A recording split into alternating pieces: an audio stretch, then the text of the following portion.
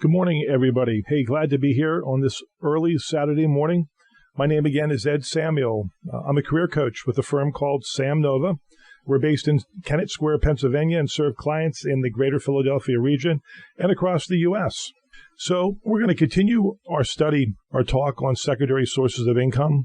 This morning will be part 2 of this 3-part series on secondary sources of income. Now, on last Saturday's program, I spent quite a bit of time talking about the reason you need to have secondary income stream in today's corporate business or even nonprofit environment. In fact, in the last week, I saw a statistic that said by the year 2020, 40% of all Americans will have some form of secondary income. So this is not only my thought and strong feeling, but others are thinking this way more and more. Now, before we jump into more sources of income, I did get a call from a woman named Betsy from Westchester, Pennsylvania, and she left a question, and she said, hey, Ed, my offer letter and contract made no mention about secondary income restrictions. So does that mean that I'm okay to start to keep my side business going or, even get a second job?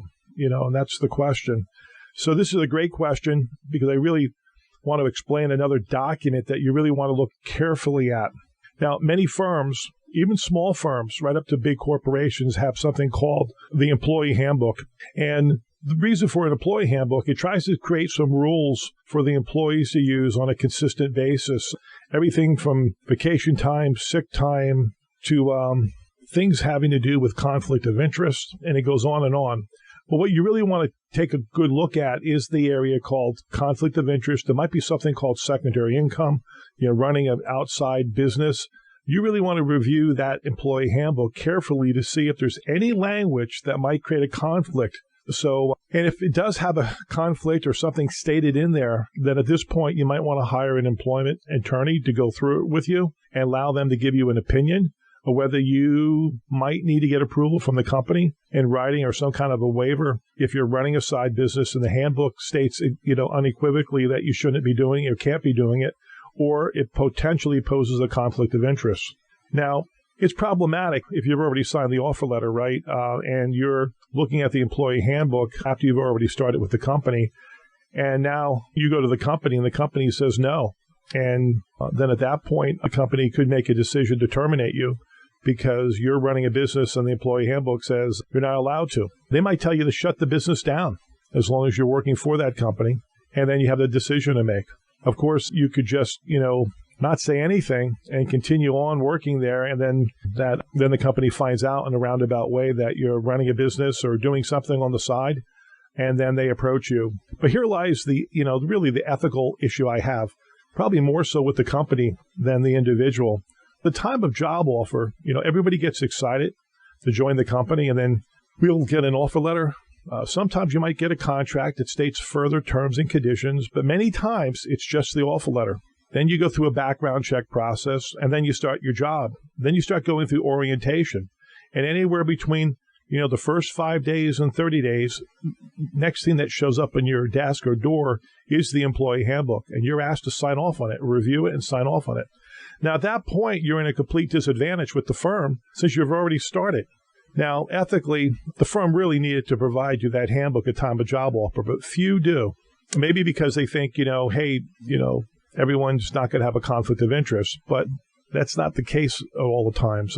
You've already started the job, and now you're handed this handbook. So, and I spoke to a very well-known employment attorney in the state of Delaware recently who told me, before you sign off on any job offer, ask HR for a copy of their most recent employee handbook. And that's assuming they have one. If they don't have one, they don't have one. But if they do have one, take a look at it and to go through it to make sure there's no restrictions for secondary employment of any kind, or you running a side business, and what it says about conflict of interest. Now, if you see something in there that prevents you from, let's say, running an internet business on weekends or doing any kind of business, you have the ability to negotiate at that time and get it in writing that, you get cleared, and getting it not verbally, but in writing from the company that it's okay. Be very careful that you don't get a wink from the hiring manager, because if that hiring manager was to leave the firm, no one's going to go back, and you don't have a foot to stand on, any ground to stand on, because nothing was put in writing. So, Betsy, thanks for the question. And for everyone who's listening, before that job offer goes out, ask for the Employee Handbook, take a look at it so that you have no limitation in terms of a secondary income. And if you don't, just understand you run a bit of a risk because you're going to be seeing it after the fact, and then you have to make different choices. Now, as we head back to sources of secondary income, last week we hit on, this whole notion that I presented, making sure that 5 to 10% of your income stream is outside of your normal work or normal full-time employment.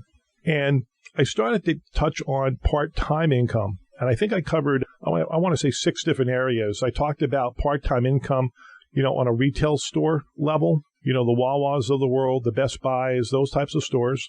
I talked about being a waiter, waitress, or even a delivery driver for pizza. I talked about, using your profession as in tying it to a hobby business, like an engineer who makes piano footstools, really beautiful ones, and does quite well, selling them around the country. But it's part of his profession. I also talked about, do something that you love. And if you love horses, there's a lot of jobs on weekends working at horse farms, especially in Chester County, Pennsylvania, where there's a lot of them.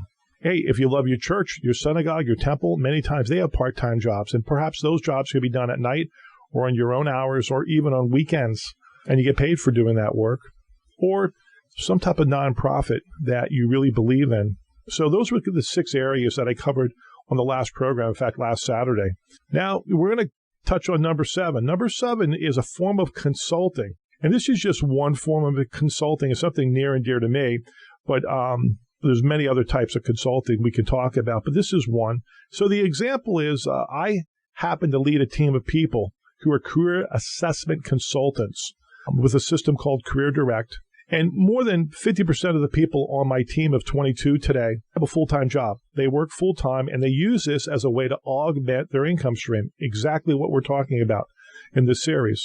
And they get to do a lot or a little, depending on what their time constraints are. And this assessment with Career Direct, it's 550 questions. It looks at your personality, your interests, your skills, and your values. Training is online.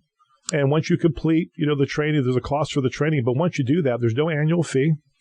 And we have people doing this who are VPs of HR for a large nonprofit. We have teachers. We have people in the power company who are district managers. We have HR leaders for Fortune 500 firms. We have a manufacturing medical device leader. We have HR consultants.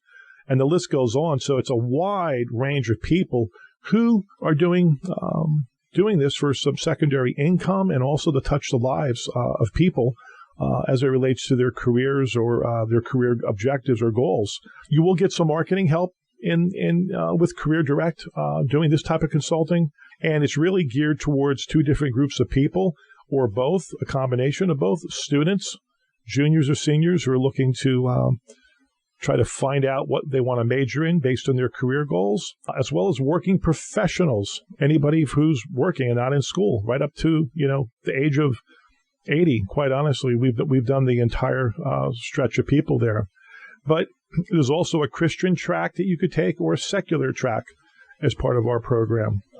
And we also affiliate with an organization that can reduce tuition costs up to 45%. But let's go back to the motivation, the drive. The drive is for secondary income, also for something that you love to do.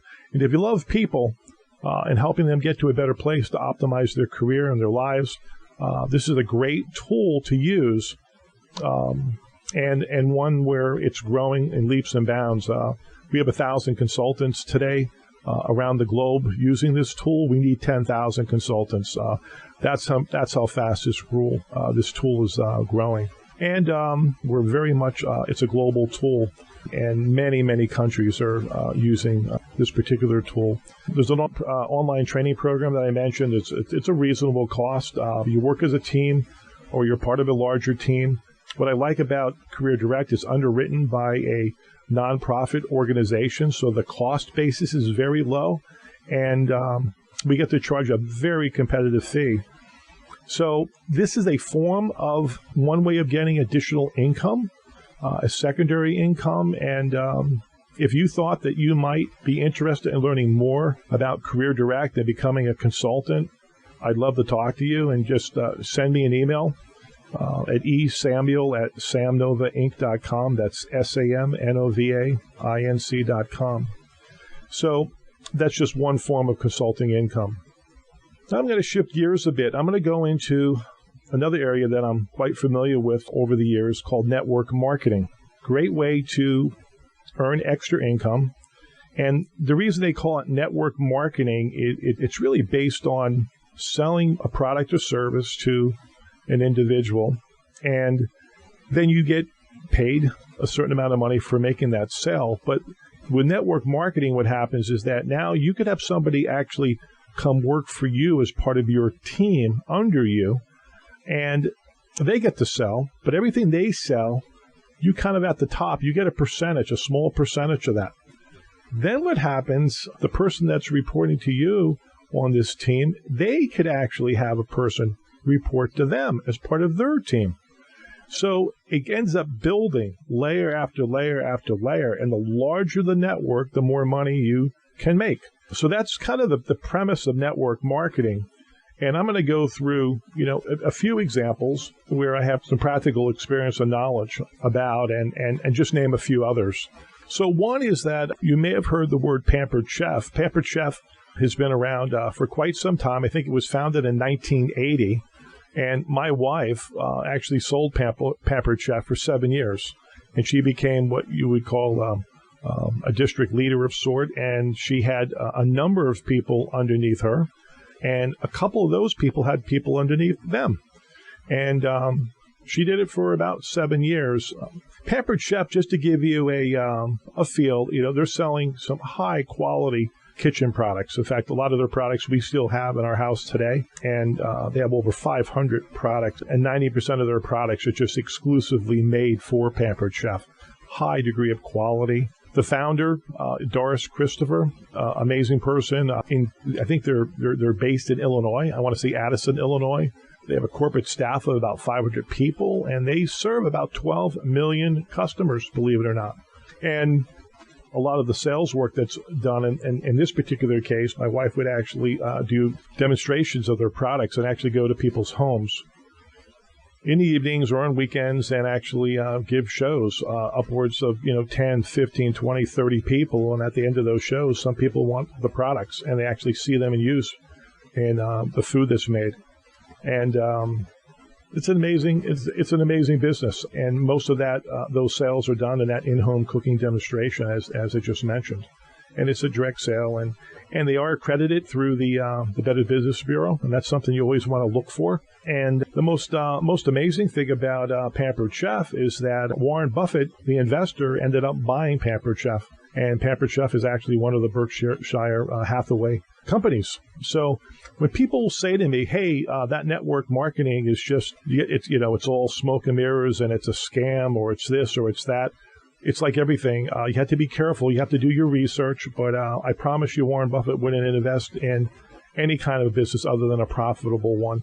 And there's a good example of Pampered Chef. So here's another one. Another one that's near and dear to me is Stream Energy. And Stream has been around since 2005, and what it does is it's grown into one of the largest direct selling companies in the entire energy market. It serves Texas, Georgia, Pennsylvania, Maryland, New Jersey, New York, Washington, D.C., and Illinois, and most recently they are moving into Delaware. But it's the same model. It's the same model of you become a representative, and then you could sell to individuals. And people can work for you, and people can work for the next person under, and that's how you kind of build this network. Now, Stream's primary focus is to help people save money, especially on their energy bill, because they basically buy blocks of energy, and then because of deregulation, they get to compete with people like PECO and offer energy rates for the supply lower than, let's say, a PECO, and at the right time, at the right price, it can really help save money. Now, the reason I know a bit more about Stream is because I signed up to be a Stream representative. And I did so for a couple of different reasons. For some of you who know me, a big part of what I also do is tied to some ministry work and helping people be good stewards of their money. And many people struggle with ways to save. So I joined Stream as a way to help people save money. And on average, Stream can save the average homeowner about one electric bill a year. For some people, a bit more. For some people, a bit less. But that's the average. And for me, every 15 clients that I sign up, I'll get a check for $250, and I get to send it right to my ministry foundation. So I do it to help people save money, and I'm taking that money and I'm sending it right to a foundation, a nonprofit foundation, so that other people can benefit. Now, you could use Stream and just simply save money and use that income to pay off bills or get out of debt. So I'm certainly a big fan of Stream because it's a cost-saving opportunity for people. But I'm not necessarily doing it for building the network underneath me as much as saving people money so I could send some money to the foundation. But for you or anyone else, if you wanted to build that larger network, there are a lot of people in Stream. That's why they're there, no different than Pampered Chef. So again, if you're interested to know more about Stream, please send me an email. And if all I do can help you save some money on your electric bill, I'm glad to have that conversation. Or I could direct you to other people at Stream if you like to be part of the larger network and become a representative. And again, send me an email at esamuel@samnovainc.com. So, give you a few more that are out there. Another one is a firm called Nerium, Nerium International. It's an anti-aging skincare and wellness product company. I would say it's been around in the U.S. since 2011, founded by a fellow named Jeff Olden, and it's been an amazing run in a very short amount of time. Shattered a lot of industry records in the course of its first year. I think they grew 3,900%, 3,900% in the first year alone. And it's only, again, really at the beginning stages. By 2015, it was ranked number 1 on the Inc. 500 fastest growing private firms list. Amazing. And in the 5 years, they've accumulated at least $1.5 billion in sales. They have about 15 products that they sell globally, and they're in 13 different countries and expanding. What I also love about Nerium is that, they also give back. They have a program that they call Nerium Ripple Foundation, which is about giving back to the community. Big supporter of Big Brothers, Big Sisters, and World Vision. So again, another great example of a network marketing firm that's there, depending if after you do your research, another great one to join. A couple more that are out there. One is called Isagenix. It's a health and nutrition products company. That's Isagenix. Another one out there is called Legal Shield, which is an identity theft and legal network marketing firm. In fact, my wife and I just signed up for Legal Shield about 3 or 4 months ago, and I think it costs us $24 a month for identity theft protection. So these are some of the types of networking firms that are out there. Now, I will give you a caution, and this is a hot button for Ed. There are some networking firms that will come in and do a hard sell. I'll tell you a story about a couple that my wife and I met. And I forget where we met them, and it was like, hey, this sounds great. Hey, let's get together. Let's, and we did. And then, hey, we invited them over for dinner. And it just seemed all too easy. And not that we don't make friends fast, but it just felt too easy. But they came over for dinner. Next thing I know, hey, I got to go to the car. The person comes back, starts to set up a PowerPoint presentation, in my house. Like, what is this about? I'm saying, next thing we know, we're watching a surprise presentation of their network marketing organization. And I could tell you, I was not happy because all this was kind of like, a surprise. And then they started in on, well, if you don't do this, you will not own 3 homes. You will not, quit your job. You will not do this. You will not do that. And they just laid on the guilt to the point where it just became a really sad affair. And I think it may have been the first time in my life that I actually almost literally threw 2 people out of my home. So the ones that talk about guilting you into doing network marketing, I'm not a big fan of any of that. And I would say stay away, because that's there's an intimidation. The other thing that just drove me crazy was the whole bait and switch. I'll be your friend, but I'll only be your friend as long as you decide to sign up with me. And as soon as we said we weren't signing up, it probably had to do with the fact that I threw them out of the house. We certainly stopped communication with them. But the other caution is just make sure if you join a network marketing firm, know at least 4 levels in the organization up, not down, but up. Who's the person that is your team leader? Who's that person's team leader? Who's that person's team leader? And who's that person's team leader? I do recommend you knew that. And if they can't explain that to you, then don't join. Because if a team leader is to leave, you have to figure out who's going to fill that void. And you can't kind of be left in the dark there. So that's just a couple of cautions around network marketing. Let's finish up with a few other items on this show. One is, hey, sell things on the internet. Everyone's heard of eBay. You can still sell things on the internet to make income. You could resell items on Craigslist to make income. There are some people that I know, they go to flea markets, they go to antique stores, they go to friends and they get things and they sell things on consignment through a third party. And they make money. The third party makes money, you make money. And it's another way to seek secondary income. Now, on the next program, we're going to close out our 3-part series with 2 guests. One guest is going to talk about franchising, and specifically absentee ownership. Because if you're working for a company 40 hours a week, 50 hours a week, you won't have a whole lot of time, but there is a way to make money as an absentee owner. And I have an amazing person coming in who knows this business quite well, who's going to be sharing her thoughts in terms of how she goes about qualifying and getting people signed up to be absentee owners. The other guest I'm having is somebody who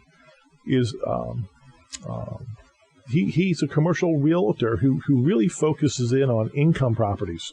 And he's going to come in and share with us ways that, you and me and everybody can go about thinking through that. The models are pretty neat, pretty straightforward, that they use and that the banks use to justify the purchase of an income property. And I'd love to have him share that with you. And so those are going to be the 2 focuses on our next program.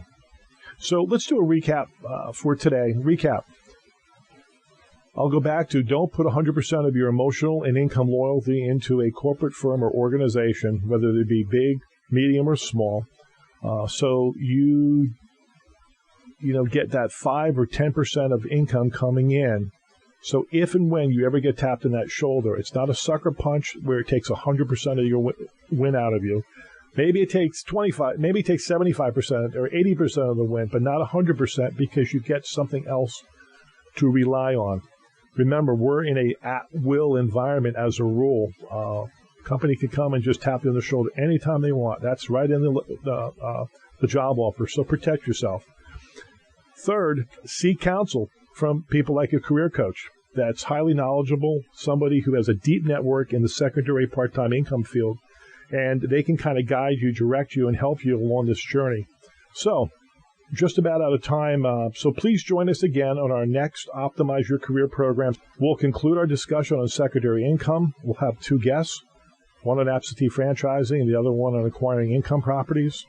This again is Ed Samuel, Career Coach with Sam Nova. Our website is www.samnovainc.com. That's SAMNOVAINC.com. And again, if you'd like to reach me at esamuel@samnovainc.com or call our main number at 610-274-8214. So make it a great weekend. So long for now, and God bless.